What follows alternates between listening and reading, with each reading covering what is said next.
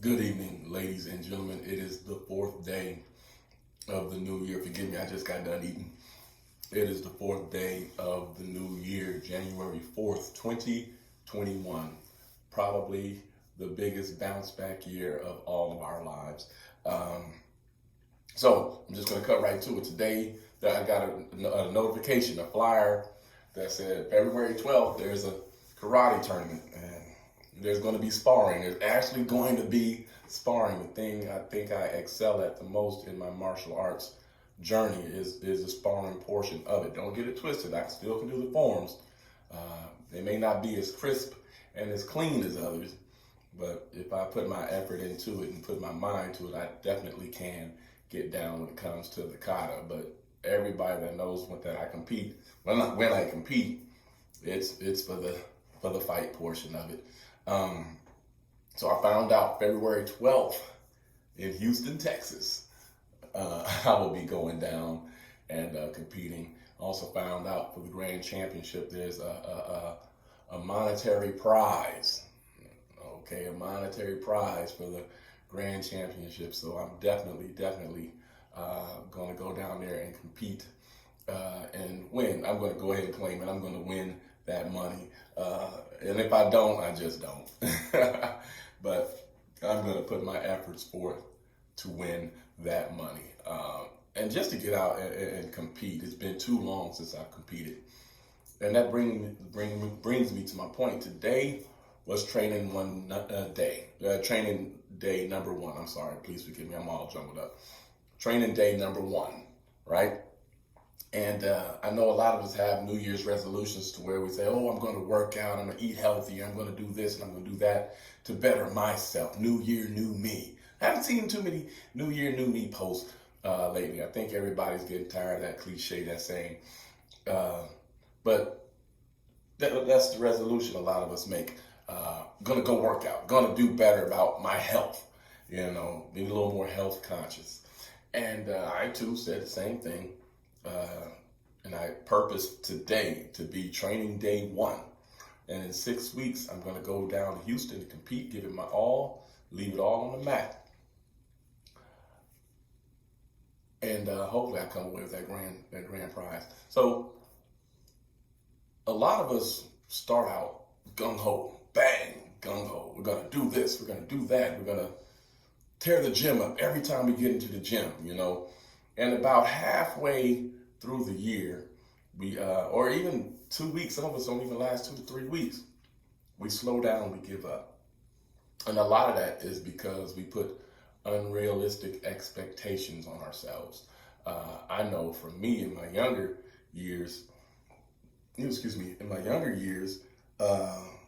I say, oh, training day one, I'm gonna do 1,000 sit-ups and I'm gonna do 500 push-ups and I'm gonna just, a whole bunch of squat thrusts and box jumps and run 80 miles and just, unrealistic expectations. And then at the end of your workout session, when you don't meet those expectations, you get down on yourself and you make it so you don't want to come back the next day and the day after that and the day after that. After a while, guess what? There's no point in going because you're already defeated here, right? So what I did today, I purposely said, you know what? For 30 minutes, I set my timer. For 30 minutes, I'm just going to move. And whatever movements come about, that's what movements come about. I'm just going to move for 30 minutes straight. And in that 30 minutes, I think I've accomplished a lot more than I would have done saying, okay, I'm going to do X amount of reverse punches. I'm going to do X amount of front kicks. I'm going to do X amount of side kicks. I'm going to do X amount of my defensive side kick drill. I'm going to do X amount of core workout. I just said, you know what? Move around. Vigorously now. I'm vigorously moving around. I think I may have taken 2 water breaks. But for that 30 minutes, so about 28 minutes, I'll be honest with myself, so about 28 minutes, I moved and I moved and I moved vigorously like I would move inside of the ring. I threw a few techniques. I probably threw 25 reverse punches. I probably threw 25 side kicks each side because I believe in if I do the one side, I have to do the other side. I bounced around. I shuffled around. I faked hard, good hard fakes, but I purposed in my mind that I'm going to make the goal of this workout reachable. Because why? It gives me the confidence to go into the next workout session. Next workout session is tomorrow morning, 5:30 a.m. Yeah, I don't want to get up and do it, but I understand the importance of having these 2-a-day workouts. When I was at high school, a coach that I played for, Mel Rustio, used to make us get in that bowl. Shout out to Jacksonville High School and the JHS Bowl. The floor looks phenomenal. Y'all better do something this year if y'all get a chance to play. I promise you, y'all better do something this year. Where was I going? We'd get up 5:30, be at the bowl 6 in the morning, work out for about an hour, 15 minutes in that cold gym. It was cold. In the Midwest, it gets cold in the wintertime. So this is around the Thanksgiving time, so that October, November time frame. That November time frame, we're working out and it's cold. It's bone chilling cold.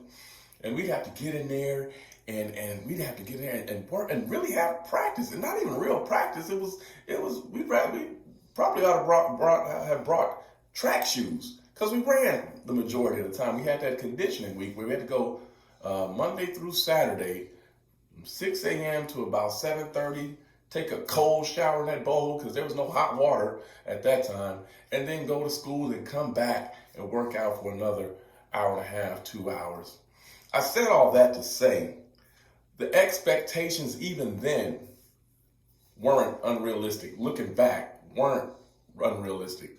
Coach Rustio would put 8 minutes or maybe 10 minutes on the clock, or maybe 15 minutes on the clock.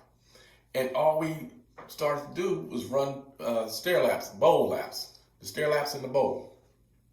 If you ever ran stair laps in the bowl, you know how taxing that is. And you look at that clock, it seems like that clock is taking forever to wind down. Truth is that clock ain't taking forever to wind down. It's just we don't like running them stair laps in the bowl. But the 15 minutes, 10 minutes to 5 minute time frame was not unrealistic, and we didn't have to sprint. All it was, touch every step, sprint to the next set of steps, and go down the steps and come back up, stair laps. But the time frame wasn't unrealistic. The goal wasn't unrealistic. And when you finished, you heard that buzzer go off, you felt a sense of accomplishment. You felt a sense of confidence saying, you know what, I can't wait to get back and do the next thing after school. Because you knew the reward at the end. The reward at the end was busting out of that tunnel on game night. And I tell you what, coming out of that tunnel, I don't know about you, but to me, coming out of that tunnel on game night at Jacksonville High School, at the Jacksonville High School Bowl, was probably one of the greatest feelings a high school kid could ever feel. For me, it was our brush with the pros, because kids would be hanging over the railing, want to slap five with you, and the band is playing. It gave you that old school basketball. I haven't took a rabbit trail. It gave you that old school basketball feel where people actually came out to watch the games. And that bowl, I remember that bowl would be packed on certain nights, especially with that Quincy game. Oh my gosh. Still can't stand Quincy Senior. But anyways, I'm going to let that beef go one day eventually. I'm going to let that beef go. Anyway, but we came out, the goal was to put on that Jacksonville uniform.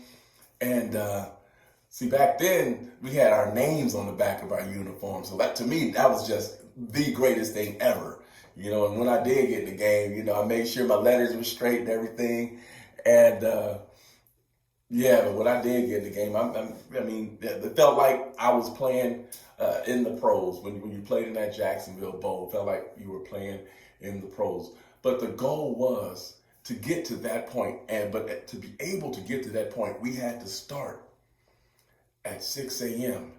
in that cold gym. But the goal for the workout wasn't unrealistic. It was made to be a confidence boost. And so we go through life with these New Year's resolutions, making unrealistic goals, we have unrealistic expectations for ourselves. And when we don't make them, we get disappointed. And then ultimately we give up. If your goal is to lose, 50 pounds, you're not going to lose 25 pounds in the first week.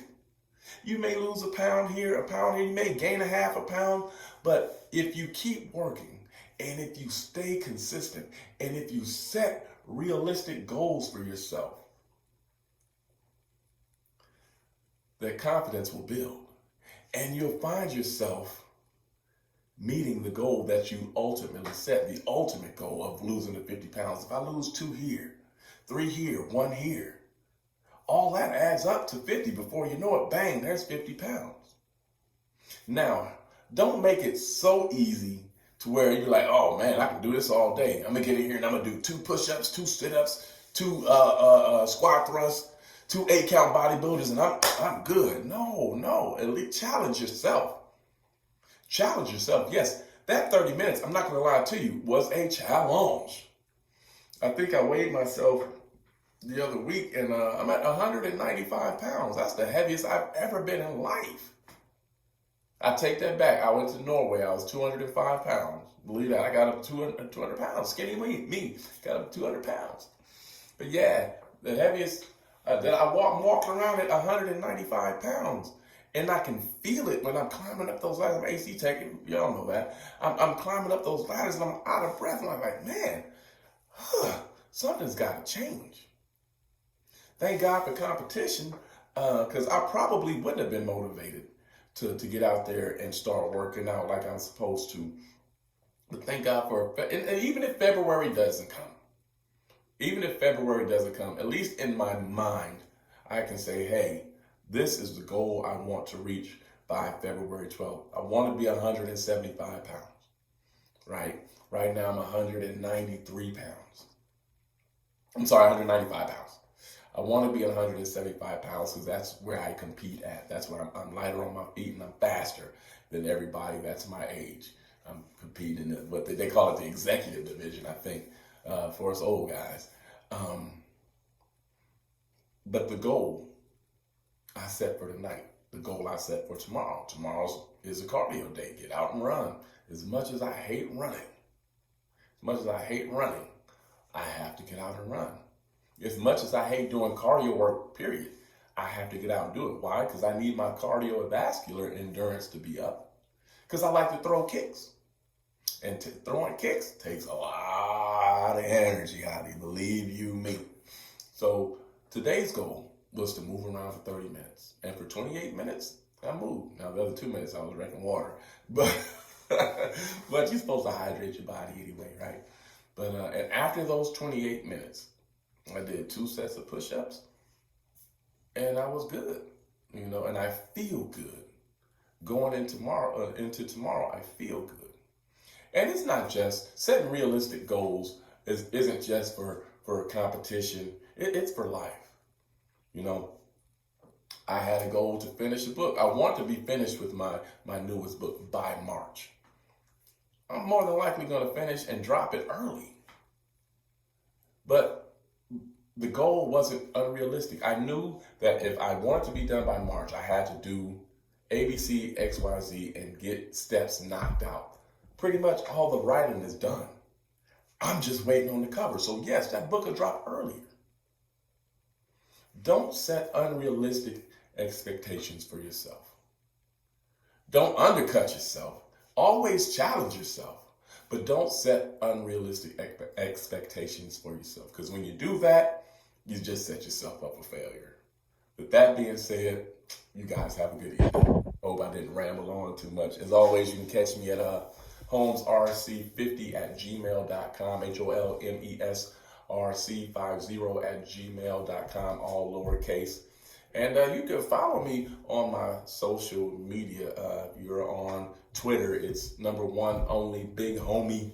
If you're on Snapchat, it's The Storm Rising. My Snapchat is where I get a little loose and act goofy and stuff. But yeah, follow me on your social media, and I'll holler at you later.